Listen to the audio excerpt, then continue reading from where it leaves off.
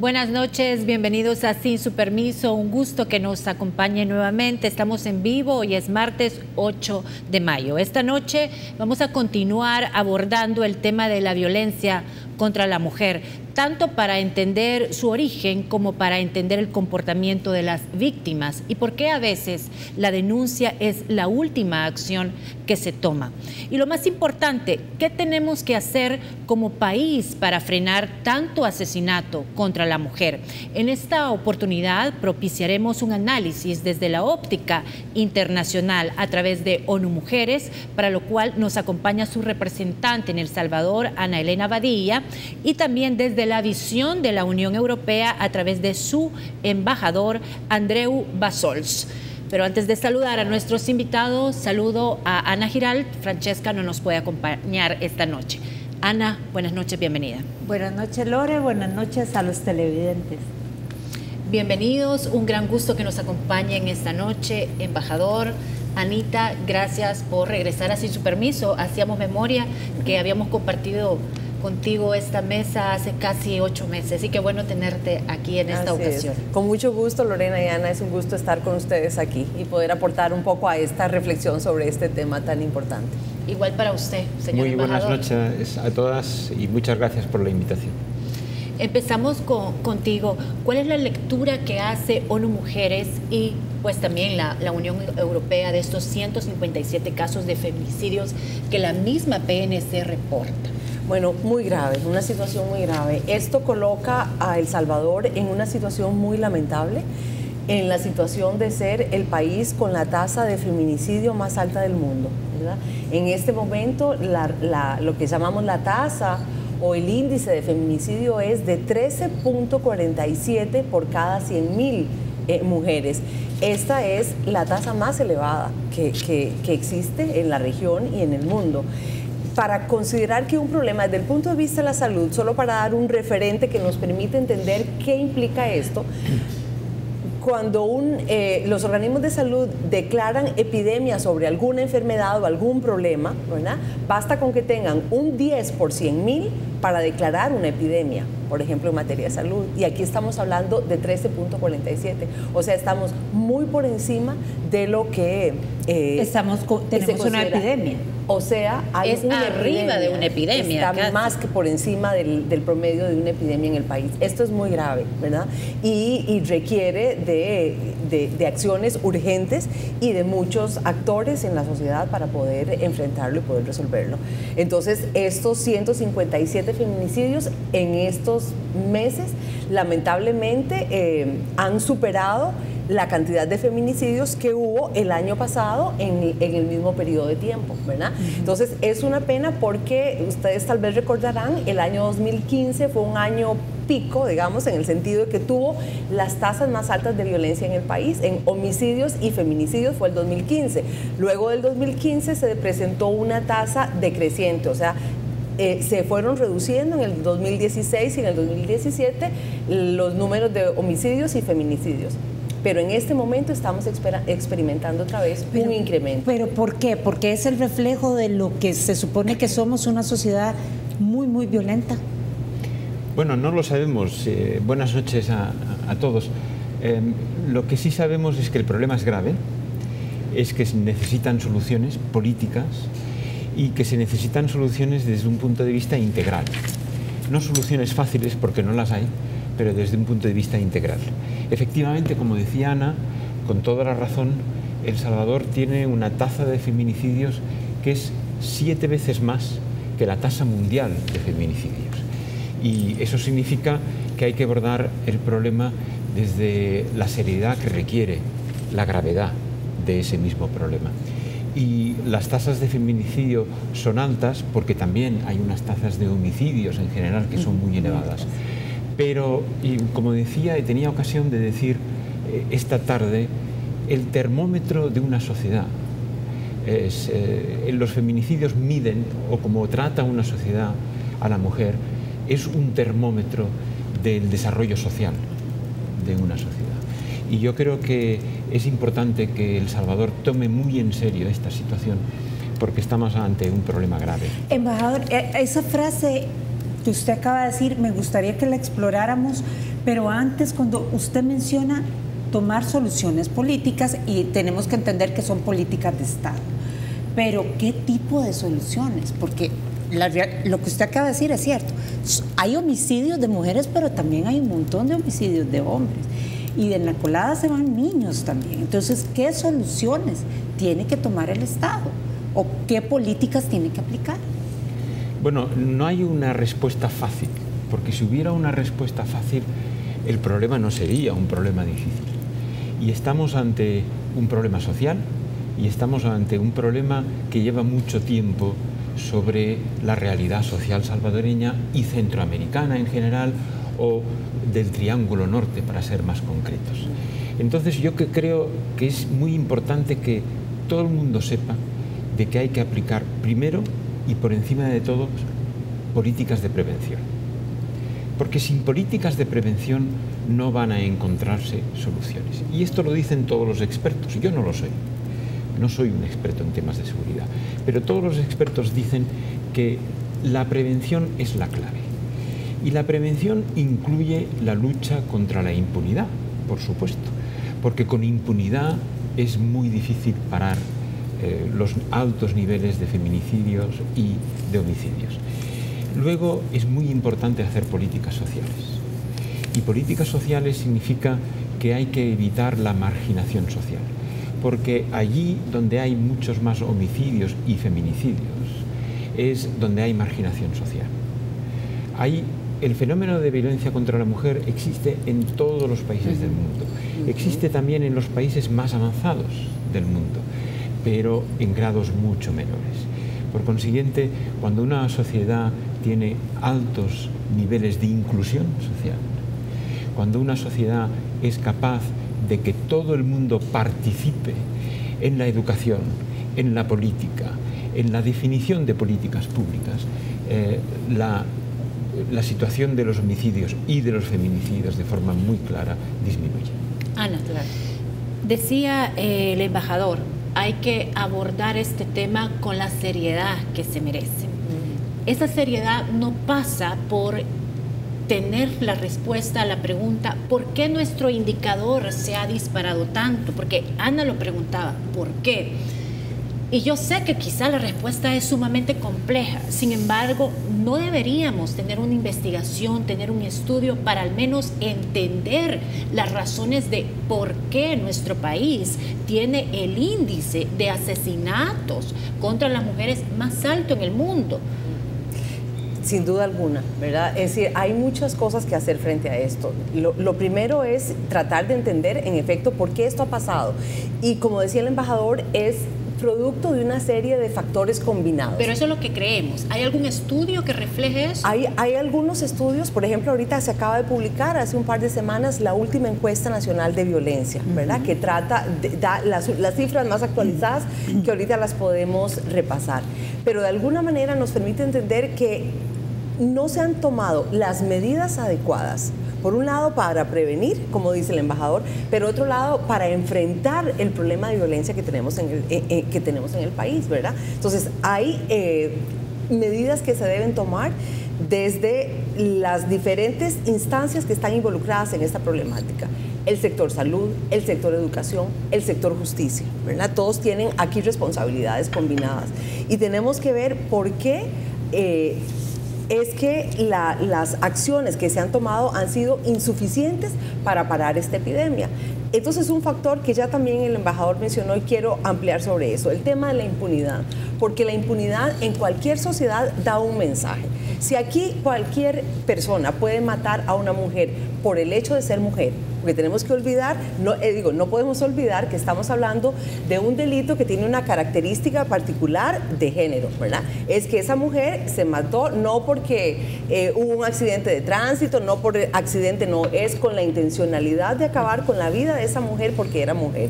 Eso es lo que caracteriza a un feminicidio. Y resulta que de 2015 a junio del 2017 tuvimos en total 290 casos que llegaron hasta las Cortes de Justicia sobre feminicidios. Pero de esos solamente hubo 59 sentencias condenatorias y 18 sentencias absolutorias. Esto significa que más de 200 casos quedaron en la nada. Porque el sistema entonces no está o preparado para atender ese tipo de casos o no le interesa atender ese tipo de casos. Bueno, hay falta de capacidades, falta de recursos, falta de especialización, y por eso justamente es que en el 2016 se aprobó la creación de tribunales especializados sobre violencia contra las mujeres y no discriminación. Esos tribunales empezaron a funcionar el año pasado. Existen ahorita apenas en 3 departamentos. Esto fue una respuesta que el Poder Judicial está dando ante el problema, pero todavía es una respuesta que está empezando a caminar y que requiere un poco de tiempo todavía para demostrar resultados. Ahora que mencionas estos estudios, ahí que se reveló esta semana, el estudio del 2017 de la Digestic sobre violencia, nos sorprendió un dato que era el tema de la denuncia. Y que muchas mujeres decían aquí que es el 40 y tanto por ciento, que no logro leer bien, 47% decía, no denuncian porque no tenían cómo movilizarse, la institución está muy lejana o la falta de accesibilidad. ¿Es realmente ese es el verdadero dato o es que las mujeres no creen en la institucionalidad o las mujeres tienen miedo a que la institucionalidad les falle y ellas terminen siendo más víctimas de lo que son? Un poco de todo eso, Ana. Yo diría que es un poco de todo. Las mujeres, en efecto, como vos decís, lo más lamentable es que esta encuesta de violencia demuestra que solo 6 de cada 100 mujeres denuncian, solo 6 de 100 denuncian. Y ellas, en efecto, la mayoría dijo que no se podía movilizar, que era un problema de accesibilidad.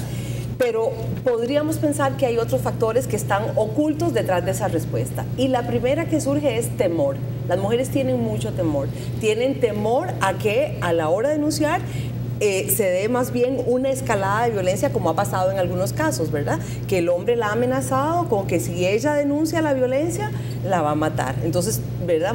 Muchas veces ellas no denuncian por esta razón.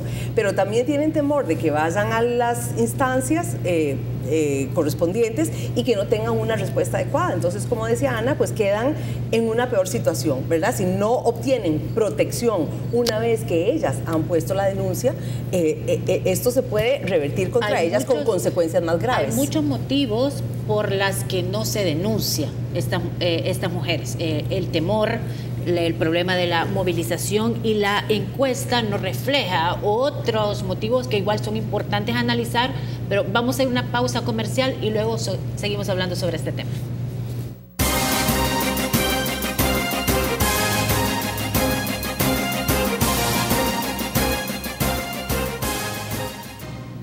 Continuamos. Embajador, hablábamos que hay varias razones de por qué la mujer violentada, la mujer agredida, no va a buscar apoyo. Decíamos que podía ser por temor, y la encuesta también nos dice que el principal factor, según la encuesta, es por un tema de movilidad, pero hay otros factores más. Claro, yo creo que es muy importante resaltar que el sistema jurídico de un país debe ofrecer la protección a las mujeres que es necesaria, que es imprescindible. Y cuando se habla de seguridad, se habla también, con mucha razón, de seguridad jurídica. Seguridad jurídica para las mujeres, seguridad jurídica para las víctimas de los delitos. Las víctimas necesitan ser atendidas por todo un sistema judicial que va desde una policía bien formada, pasando por una fiscalía que conoce el problema, yendo hacia una judicatura, unos jueces que conocen también el problema y que son conscientes de la gravedad y de la realidad social de este problema, hasta llegar a un sistema penitenciario que es capaz de rehabilitar a quienes han cometido estos delitos y a atender a las víctimas por otro lado. Es decir, es toda la cadena penal que debe ofrecer respuestas. Y a mí me gusta mucho la palabra respuesta porque no se trata tanto de la represión como se utiliza muy a menudo. Es muy importante que haya represión, pero a mí me gusta más la palabra respuesta porque el Estado debe responder de forma equilibrada, justa y adecuada cuando existe una amenaza contra la mujer. Y esta respuesta es esencial en cualquier Estado moderno. Y El Salvador merece ser un Estado moderno. Embajador, y por el análisis que ustedes como Unión Europea hacen de El Salvador, ¿El Salvador le ofrece seguridad jurídica a las víctimas? Hay que trabajar para ello. Este es el gran objetivo de cualquier gobierno. Ya no hay opción en ningún país del mundo para no atender ese gravísimo problema de la violencia contra las mujeres y de su forma más grave, que es el feminicidio. Pero hay que luchar contra toda la violencia contra las mujeres, incluyendo la violencia verbal. Es muy importante que seamos capaces de entender que estamos ante un medio social en el cual hay una cierta permisividad también. Y eso existe en Europa también. Yo no estoy hablando únicamente de El Salvador o de América Central. La lucha contra la discriminación de la mujer y contra la violencia contra la mujer en todos los niveles es una lucha que debe ser integral, desde la violencia verbal, pasando por la violencia sexual, violaciones, etcétera, pasando a un tema tan grave como existe, por ejemplo, también en El Salvador. El año pasado hubo 1.500 embarazos de niñas entre 10 y 14 años. Es una cifra extraordinariamente elevada y completamente inaceptable. ¿Cuál es el aporte entonces, embajador, si es que hay, me imagino que sí, de la Unión Europea para apoyar al Estado en la lucha con todo este tipo de violencia contra la mujer? Mire, nuestro aporte no es dar ninguna lección a nadie, porque no estamos en posición de dar lecciones a nadie. Nuestro aporte es compartir experiencias. Las tenemos en Europa, son muy importantes, son muy interesantes, las hay positivas, las hay negativas y de todo se aprende. Y por consiguiente nuestra cooperación es aportarle a El Salvador la experiencia que Compártanos alguna experiencia brevemente, pues, algún caso de éxito. Pues mire, yo creo que hay experiencias en todos los niveles. Por ejemplo, a nivel legislativo, leyes integrales que ya existen en El Salvador. Eso es una cosa importante. Segunda experiencia, capacidad de penetrar, esa cosa que llamamos capilaridad en la sociedad, para que tanto en la escuela como en el medio familiar, como entre los jóvenes, seamos capaces de identificar la violencia contra las mujeres y luchar contra ella en todas sus formas. Eso es muy importante. La concienciación social forma parte de esa lucha contra la violencia contra las mujeres. Eso es fundamental. Y luego, por ejemplo, formación de fiscales, formación de policías, existencia de policías en las comisarías de policías para que atiendan, por ejemplo, las denuncias de violación. Es muy desagradable para una mujer tener que explicar violencia sexual ante un hombre policía. Eso es una cosa que se puede hacer y que se debe hacer en países como El Salvador. Formación de fiscales, formación de jueces y juezas, presencia masiva de las mujeres como legisladoras. Eso es muy importante. Un país que tiene mujeres en la Asamblea Legislativa van a ser mucho más proclives a legislar en estos temas favorablemente. Son más sensibles. Claro. Porque los hombres no somos sensibles a los problemas que tienen las mujeres. Embajador, usted mencionaba el tema de los embarazos y aquí con los datos que nos proporcionaron, entre el 2013 y 2016, 364 niñas y adolescentes quedaron embarazadas. O sea, y dicen que El Salvador representa la tasa de fecundidad en adolescentes es del 74 nacimientos por cada 1.000 mujeres entre 15 y 19 años. Realmente son cifras bien alarmantes porque estamos hablando de mujeres que psicológicamente no están maduras para ser madres y tal vez físicamente. Y tal vez físicamente, sí. ¿Qué se puede hacer puntualmente? Y va para los dos la pregunta con este tema, porque no todavía cuesta mucho aquí hablar de educación sexual, pero hay muchos niños despertando tempranamente a sus instintos sexuales, sumado al tema de la violación, ¿verdad? Claro. La mayoría de esos embarazos, Ana, perdón si me lo permiten, la mayoría de esos embarazos son producto de violencia sexual, no hay duda, ¿verdad? Eso ya también se ha estudiado, se ha analizado, se ha visto cuál es el perfil, ¿verdad?, de los hombres que están embarazando a estas niñas y normalmente son mayores de edad, normalmente les doblan la edad.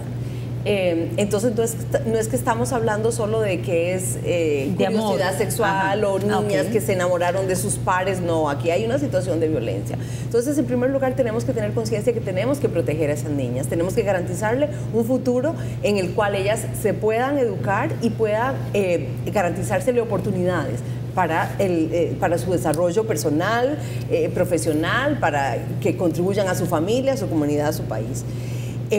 Esos embarazos normalmente conllevan a la exclusión del sistema educativo, ¿verdad? La mayoría de esas niñas terminan abandonando la escuela, terminan cuidando a esos niños y se va produciendo un círculo de pobreza, ¿verdad? En donde si a ella faltaron oportunidades, a su hijo o hija, con más razón, ¿verdad? Entonces, hay que dar un mensaje muy importante de la necesidad de proteger a las niñas, de garantizarle educación, oportunidades, y también de sanción a los hechos. El año pasado, que fue una medida muy importante que el Estado salvadoreño tomó, que fue la prohibición del matrimonio infantil, ¿verdad? Sabemos que no es la solución, pero es un paso muy importante y es un mensaje que el país está dando, es decir, no vamos a permitir estas uniones que ya está estudiado a nivel mundial y también en el país, que lo que traen son mayor vulnerabilización de estas niñas, ¿verdad? Muchas de ellas que entraban en relaciones de pareja que las exponen a mayor violencia. ¿Cuál es el indicador entonces que vamos a ver que ha disminuido a partir de esa decisión que tomó el Estado salvadoreño? ¿Qué es lo que pensamos encontrar en un futuro? Menos embarazos en niñas. Deberíamos encontrar menor podríamos medir escolar? Eso y hacer el comparativo, porque sería interesante ver los resultados que tuvo esa medida. Claro. Yo creo que se pueden ir midiendo en varios momentos. Entonces, esto habría que hablarlo también con UNICEF y las otras instancias. Pero agarro la pregunta de la Lore. Pero esa medida evita los embarazos y evita las violaciones. No. Creo que esa medida simplemente es una medida importante. Es poner un límite y dar un mensaje, ¿verdad? Entonces nosotros ahora podríamos empezar a medir luego, la deserción escolar, si se reduce la deserción escolar de las niñas, por ejemplo, si disminuye el número de embarazos en adolescentes, si disminuyen los delitos de violencia contra las mujeres, ¿verdad? Hay varios indicadores que podríamos medir, pero en efecto esa no es la prevención. La prevención tiene que venir por otro lado, fortalecer el sistema educativo, fortalecer y fortalecer la calidad de la educación. Hay un proyecto muy bonito en el cual nosotros estamos contribuyendo junto con otras instancias, que es tratar de eliminar el sexismo dentro del sistema educativo, contribuyendo con el Ministerio de Educación para desarrollar una educación no sexista que también contribuya con mensajes positivos de respeto en la escuela, con las niñas y los niños, ¿verdad? Empezar a trabajar, a modelar roles positivos que generen relaciones constructivas y de respeto entre niñas y niños, por ejemplo. Eso es fundamental, ¿verdad? El incentivar los valores del respeto, de la igualdad, del diálogo, de que los problemas no se resuelven con violencia, de que yo no puedo abusar de las demás personas, que tengo que respetar su opinión. Hay todo un trabajo que hacer en la educación formal y en la educación no formal también, ¿verdad? Tú hablas, de las acciones desde la escuela. El embajador hablaba de que la represión era importante, pero también la prevención. Pero hay una acción que es como que ya está escrita, que toman los diputados, porque les viene en la Asamblea, que es el incremento de penas, como una forma de reducir un delito, y está visto que según estudios ni la pena de muerte evita que el delito se siga cometiendo. ¿Qué experiencias han tenido ustedes sobre esto, sobre el incremento de penas para evitar más violaciones, para evitar más feminicidios? ¿Es una garantía? Ana, lo que acaba de decir es importantísimo. Las políticas públicas tienen que tener una base empírica. Es decir, uno no puede legislar, probablemente, sobre la base de intuiciones, es decir, aumentamos la pena, se va a reducir el delito. Desgraciadamente, como decía usted, empíricamente esto no está demostrado. Es más, no hay ninguna demostración que diga que con penas más altas el crimen se reduce. Con las mujeres tampoco. No hay respuestas fáciles. Es el ámbito social lo que debe cambiar. Y, por ejemplo, para ser miembro de la Unión Europea, uno no puede tener en su legislación la pena de muerte. La pena de muerte está prohibida en el ámbito europeo. por muchas razones. Primero porque hay motivos de crueldad, hay motivos éticos, hay muchos motivos. Pero entre otras razones porque empíricamente está demostrado que la pena de muerte no reduce los delitos más graves. Y este debate es un debate social. Ahora hay el debate social, por ejemplo, en mi país, en España, sobre la cadena perpetua. Es decir, pongamos a una persona en la cárcel para siempre y así reduciremos los delitos más graves. A través del ejemplo de esa persona. Sí, por ejemplo. Bueno, empíricamente esto tampoco está demostrado. ¿Qué es lo que sucede? Yo creo que debemos todos ser conscientes que las políticas públicas deben ser el objeto de un debate político, abierto, pero serio. Es decir, serio en el sentido de que evitemos demagogias fáciles y que seamos capaces de ver, junto con los expertos, cuáles son las propuestas y las respuestas que son necesarias para abordar un problema. Cuando decimos que, por ejemplo, en El Salvador, otro dato, 1 de cada 3 embarazos son de niñas o adolescentes entre 10 y 19 años, es que hay un problema social. No es que tengamos una respuesta penal a este problema. Debe haber una respuesta penal y debe haber una respuesta criminológica a este problema cuando hay violaciones. Por supuesto que sí, pero no solamente, porque nos quedaríamos con una visión muy parcial de la problemática. Tiene que haber una respuesta social que vaya desde la escuela hasta la cadena penal que antes mencionaba, pasando por la necesidad de que socialmente seamos capaces de abordar este problema de una forma seria. Vamos a ir a una pausa comercial, en breve regresamos.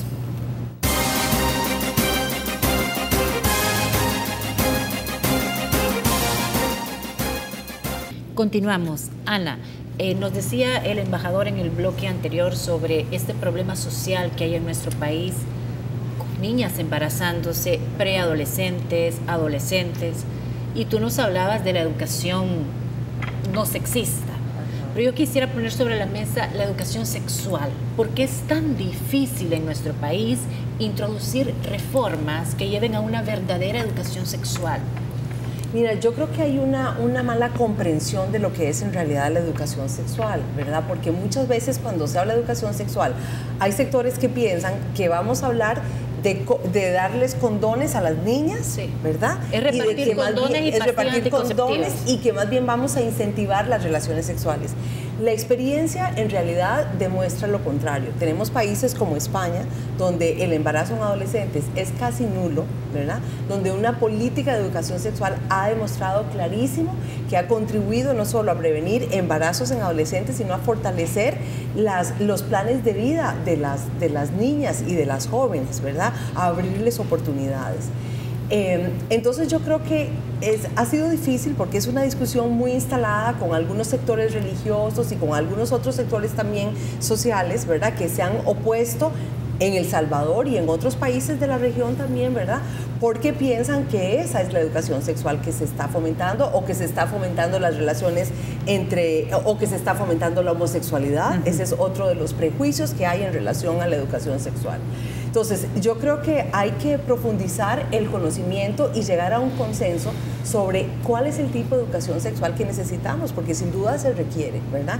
Y lo que pasa es que también en muchos sectores hay temor de hablar de la sexualidad en general, ¿verdad? De hablar del cuerpo, del conocimiento de la sexualidad. Entonces, creo que hay que avanzar un diálogo, ¿verdad? Que involucra al sector educativo, pero también a sectores sociales importantes que tienen interés en este tema, que también creo que todos tenemos el mismo interés de avanzar en la sociedad, de prevenir estos embarazos en niñas, ¿verdad? Que sabemos que no les están ayudando a desarrollarse ni a la niña, ni a su familia, ni a la sociedad, ¿verdad? Entonces creo que hay que avanzar y destruir estos, ¿verdad? Estas errores que hay en torno a la comprensión de la educación para la sexualidad, ¿verdad? Y se ha demostrado claramente en toda la región, los países que han fortalecido sus programas de educación para la sexualidad están logrando reducir las tasas de embarazo en adolescentes. ¿Y cuál ha sido el éxito de España? Y si ese éxito se puede replicar acá para reducir precisamente los embarazos. Por supuesto que sí, es decir, Salvador es un país como Guatemala o como Honduras que tiene las mismas oportunidades para salir de este problema que cualquier otro país.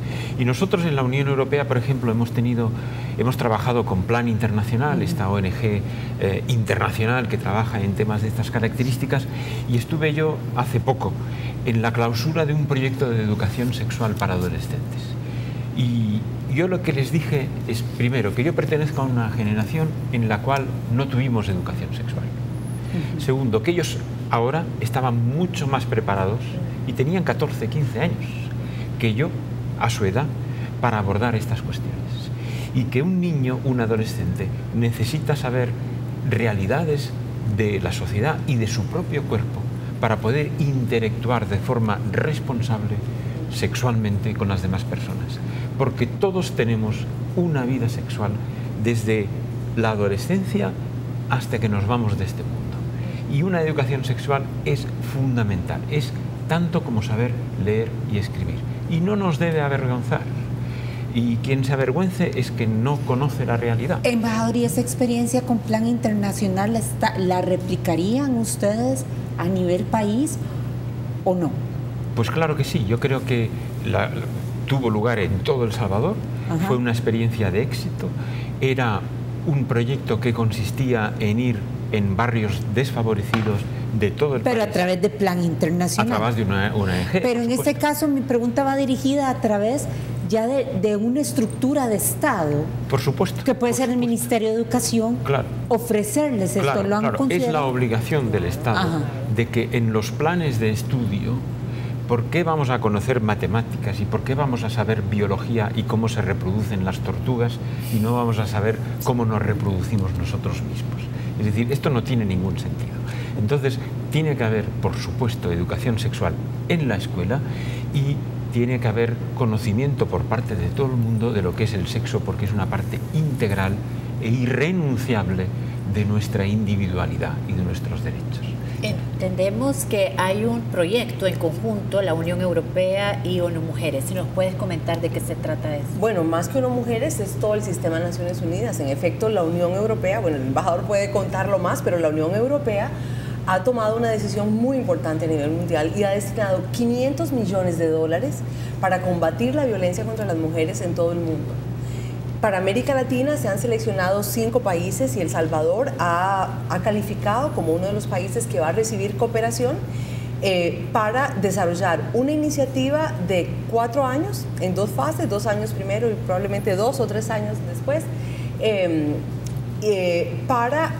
que está enfocado principalmente en feminicidio, justamente por la razón que comentábamos hace un rato, las cifras que el país tiene. Entonces, es un trabajo muy importante que se va a desarrollar. Ya estamos arrancando en la formulación del proyecto, pero contaremos con recursos para trabajar conjuntamente gobierno, agencias de cooperación y sociedad civil, con el apoyo y el acompañamiento de la Unión Europea, con el propósito de reducir ese índice de feminicidios que decíamos que tiene el país, ¿verdad? Y para eso tomar medidas en muy diferentes campos. Son 5 pilares. El ámbito legislativo, hacer los cambios que se requieran en materia de legislación, pero también en fortalecer las capacidades de las instituciones, de todas las instituciones involucradas, principalmente el sector justicia. En el área de prevención, hacer prevención y ahí trabajar con sectores educativos y con sector de salud. El área de datos, que es muy importante tener información confiable que permita tomar decisiones correctas para abordar el problema. Servicios, la prestación de servicios, y el último eje es el de sociedad civil. Y quiere la Unión Europea que haya una participación muy importante de las organizaciones de la sociedad civil y del sector privado también, que queremos involucrar también con fuerza en esta iniciativa para realmente hacer un cambio en el país, que este esfuerzo conjunto entre todos estos sectores puedan contribuir realmente a visibilizar un cambio de aquí a 4 o 5 años y que realmente se traduzca en que va a haber menos muertes de mujeres en el país en este periodo. De estos $500 millones que menciona Ana, ¿cuánto le correspondería a El Salvador, embajador? Si me permite, primero hacer una puntualización que para mí es muy importante. La Unión Europea efectivamente destinó 500 millones de euros, que son como 600 millones de dólares, para la lucha contra la violencia contra la mujer. Primer punto. Segundo punto, en América Latina se seleccionaron 5 países. y entre ellos se seleccionó a El Salvador, entre otras razones, porque aquí había un compromiso del gobierno para luchar contra esto y porque hay una política del gobierno. Es decir, había muchos candidatos, pero solo 5 fueron seleccionados. ¿Qué otros son? Guatemala, Honduras, Argentina y México. Es decir, El Salvador fue seleccionado entre esos 5 países de América Latina, en donde debo decir que el problema del feminicidio es muy importante en todos los países, porque fuimos capaces, junto con Naciones Unidas, a presentar un proyecto serio que tenía el apoyo del gobierno de El Salvador. Y esto lo quiero subrayar porque nosotros no podemos trabajar sin el gobierno de El Salvador. Y yo ya sé que hablar mal del gobierno en todos los países del mundo siempre queda bien y siempre recoge los titulares. Pero aquí yo quiero hablar bien del gobierno porque pudimos trabajar bien para presentar una propuesta sólida, creíble, ante la Unión Europea y ante Naciones Unidas en Bruselas y en Nueva York, respectivamente. Primer punto. Segundo punto, aquí vamos a destinar una cantidad importante de dinero, probablemente va a estar por encima de los 8 millones de dólares, para poder trabajar con un objetivo, como decía Ana, que es demostrar que trabajando con políticas públicas podemos reducir el feminicidio. El feminicidio como síntoma de una situación de violencia, porque todo lo que precede o antecede al feminicidio es también importante. Todos estos temas de violencia social contra la mujer, todos estos temas de violencia sexual contra la mujer. Es decir, reduciendo el feminicidio, estamos reduciendo el síntoma de una enfermedad grave y esperamos que vamos a poder abordar esa enfermedad. ¿Cuándo arranca la primera etapa, embajador? Muy pronto, vamos a hacer un anuncio público en los próximos días o las próximas semanas, junto con el gobierno, junto con el sistema de Naciones Unidas, y vamos a intentar empezar el proyecto este mismo año, probablemente en julio, con los fondos ya destinados. Quiero resaltar una cosa. Cuando la señora Federica Mogherini, que es la responsable de la política exterior europea, una mujer, y el señor Guterres, secretario general de Naciones Unidas, anunciaron en septiembre del año pasado ese gran fondo para trabajar contra la violencia contra las mujeres, lo hicieron desde la perspectiva de que están convencidos de que se pueden hacer cosas. Es decir, que no hacer nada no es la opción, y que para hacer cosas se necesitan políticas públicas, y que para hacer políticas públicas se necesitan fondos y se necesita dinero. Y eso yo creo que es también un mensaje que tenemos que lanzar en El Salvador. Las políticas públicas requieren inversión social, y eso es algo que este gobierno y los próximos gobiernos saben, y si no lo saben, yo estoy seguro que sí, lo deben saber. ¿Y es un proyecto a 1 año, a 2 años, a 3 años? ¿Cómo se va a medir el éxito del proyecto? Tengo que ir a una pausa comercial y que nos cuenten creo que son 4 etapas, ¿verdad? Vamos a una pausa y ya volvemos.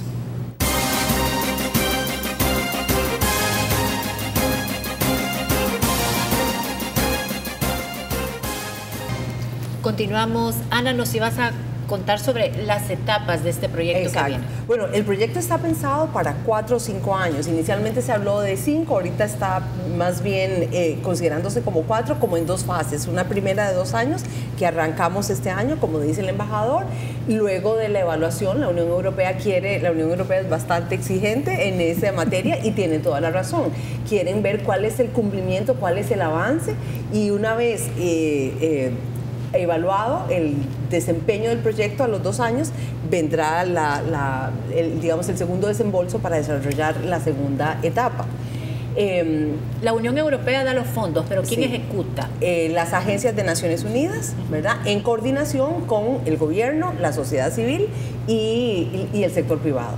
Pero Se va a en hacer principio, una mesa multidisciplinaria. Exacto, pero quienes reciben los recursos son las agencias de Naciones Unidas, 4 agencias de Naciones Unidas en realidad, bajo el liderazgo del coordinador residente. Pero todo el diseño del proyecto se está haciendo en consulta con todos estos sectores, ¿verdad? Con gobierno, con sociedad civil también. Como decía, son varias áreas, lo que llamamos son 6 pilares, desde legislación hasta participación de sociedad civil, y realmente esperamos que haya cambios concretos.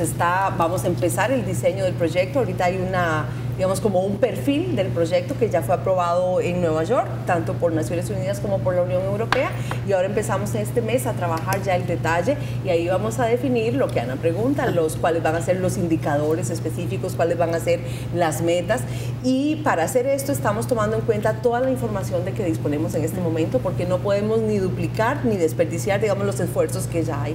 Como decía el embajador, El Salvador fue seleccionado también porque el Estado salvadoreño ha demostrado un compromiso. Hay legislación específica, tenemos la ley contra la violencia hacia las mujeres, hay instituciones, tenemos programas como Ciudad Mujer, tenemos las Unimujeres en la policía, tenemos ahora los tribunales especializados.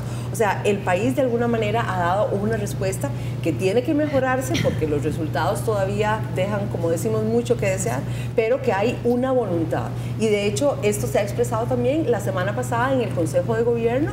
El Consejo de Gobierno tomó un acuerdo de declarar una alerta sobre violencia contra las mujeres, y esto significa, el presidente les ha pedido a todas las instituciones públicas en un plazo de 10 días presentar una propuesta de acciones urgentes que van a tomar en un plazo de 6 meses. Y los resultados de este plan de 6 meses se van a ir evaluándose cada mes. Más bien, ellos tienen que presentar un informe de avances mensual. Lo que harían ustedes, es un complemento a lo que está haciendo el gobierno. Sí, son dos acciones, digamos, diferentes, pero de alguna manera se van a complementar, y esto que el gobierno está planteando es una acción muy inmediata, ¿verdad? El proyecto sobre feminicidio, que nosotros, bueno, se llama el Spotlight Initiative, esta es una acción de mediano plazo, ¿verdad? Como les decía, más bien hacia 4 o 5 años. Se nos está acabando el tiempo, pero todavía quedan unos 4 o 5 minutos, y queremos darle la oportunidad al embajador para que nos comente sobre el mes de Europa, la celebración del mes de Europa, que entendemos que mañana 9 de mayo es el día específicamente de Europa, pero todo el mes es de celebración. Claro, y porque tenemos la capacidad y la voluntad de estar muy presentes aquí, no solamente en temas de la mujer y de lucha contra el feminicidio, sino también en muchos otros temas. Europa quiere celebrar y celebrarse, y quiere celebrar su asociación con El Salvador, pues haciendo muchas cosas, actividades culturales. Hoy hemos tenido una actividad fantástica, hemos tenido la feria Europa Coopera, había muchísimos jóvenes, estaba lleno el Palacio 1 de Cifco, con muchísima gente, y todo este mes tenemos muchas actividades, desde patrocinio de una maratón que hacemos con la Embajada de Alemania y con el Comité Olímpico Salvadoreño. El 24 de mayo está. El 24 de mayo, tenemos el 27 de mayo es la maratón. El 24 es el 27 de mayo. Sí. El 24 damos los premios de un concurso de fotografía para universitarios salvadoreños. El 19 estamos en Santa Ana, queremos salir de San Salvador. Tenemos actividades muchísimos días. El día 13 estamos en Plaza Mundo. Tenemos un festival de cine. El sábado pasado tuvimos un fantástico concierto de un violinista y un guitarrista franceses que estuvieron aquí tocando música céltica de Bretaña. Tenemos la medalla de Europa, que este año vamos a dar, yo creo que a una gente que se lo merece muchísimo, que es Cachada Teatro, que probablemente ustedes conocen, que son mujeres, precisamente. Y que tienen ahorita el fenómeno. Exactamente, entre otras, sí, bueno, no sé, exactamente. Y yo creo que es muy bonito poder dar a un grupo de teatro inicialmente amateur, pero ahora ya son profesionales, y que son todas mujeres, dar esta medalla. Llévela de gira por Europa mejor. Ya han ido y van a ir a España también, y creo que en este caso subvencionados por ¿Y dónde se puede conseguir o este folleto o tener información sobre toda la cartelera? Ahora todo el mundo está en internet. Esto es físico, pero obviamente en internet. Pero a algunos nos sigue gustando el papel. Sí, mesdeeuropa.com. Mesdeeuropa.com, y ahí encontrarán todo sobre este mes de Europa, con más de 29 actividades desarrolladas a lo largo del mes de mayo, que es la primavera en Europa, como saben ustedes, y que tiene muchas actividades culturales, políticas, porque hay debates. Tiene la medalla, tiene la beca que vamos a dar al ballet, a la escuela de danza de la señora Salarié, que está haciendo también un fantástico trabajo. Es decir, todas estas cosas que queremos, pues, implicar a Europa en los proyectos de este fantástico país que es El Salvador. Es un enfoque más cultural. Sí, porque a través de la cultura se hace la diplomacia y a través de la cultura se hacen las sociedades. Y yo creo que es muy importante que sepamos transmitir la cultura europea y que los europeos aprendamos también de la cultura salvadoreña. ¿Qué es lo principal que le aporta la cultura salvadoreña a Europa? Pues muchísimas cosas. Primero, por empezar, este espíritu, este dinamismo, esta voluntad de salir adelante que tienen los salvadoreños. Esto es extraordinario. Segundo, mire usted, yo estuve hace poco en Nahuizalco, en donde estuve en la fiesta de la Cruz, ¿no? Y tuvimos la ceremonia católica y la ceremonia indígena, ¿no? Entonces de eso también podemos aprender, de esta mezcla de culturas, de este sincretismo, de esa capacidad de entenderse sin tener que pelearse sobre temas religiosos. Esto es importantísimo. Y luego tenemos muchísimas cosas que aprender, sobre todo ese conocimiento del medio, ¿no? Y yo creo que todo esto en la lucha contra el cambio climático, y nosotros en la Unión Europea somos uno de los líderes de la lucha contra el cambio climático, es importantísima en El Salvador, porque El Salvador es el país más vulnerable al cambio climático de toda América Central. Entonces, ahí también tenemos que aportar y que aprender junto con El Salvador, y estamos muy orgullosos de poder hacerlo, porque El Salvador es un socio sólido de la Unión Europea, y nosotros creemos que la Unión Europea es un socio sólido y que no está sujeto a grandes variaciones a largo plazo para El Salvador. Bueno, muchas gracias, embajador, por habernos acompañado. Ana, igualmente para ti, muchas gracias. Si quieres un mensaje final de 5 segundos. No, mucho gusto, agradecerles a ustedes por colocar este tema tan importante. Solo quiero decir que erradicar la violencia contra las mujeres en este país no es responsabilidad solo del Estado ni de las agencias de cooperación, es responsabilidad de todas y todos en lo personal, de los medios, y ustedes ya están contribuyendo a eso, ¿verdad? Pero de toda la sociedad. Así que todos tenemos que aportar para resolver ese problema que afecta a toda la sociedad en su conjunto. Bueno, nuevamente, buenas noches. Y buenas noches. Ana, buenas noches, gracias. Buenas noches, Lore, buenas noches a todos. A nuestra audiencia, gracias por habernos acompañado. Nos vemos el viernes siempre, 9 de la noche, aquí por Canal 33.